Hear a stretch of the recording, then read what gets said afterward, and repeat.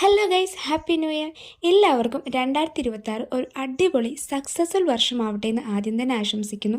നമ്മൾ ഓഫീസിൽ നിന്ന് ഓഫീസിൻ്റെ ന്യൂ ഇയർ സെലിബ്രേറ്റ് ചെയ്യാനായിട്ട് വന്നതാണ് ഇവിടെ. ഇത് ട്രാവൻ ആലപ്പി എന്ന് പറഞ്ഞ ഒരു അടിപൊളി ലേക്ക് വ്യൂ റിസോർട്ടാണ്. ക്രിസ്മസ് സെലിബ്രേഷൻസ് ഒന്നും ഇല്ലാത്തതുകൊണ്ട് ഗിഫ്റ്റ് എക്സ്ചേഞ്ച് ഒക്കെ നമ്മൾ ഈ ഫംഗ്ഷനാണ് നടത്തിയത്.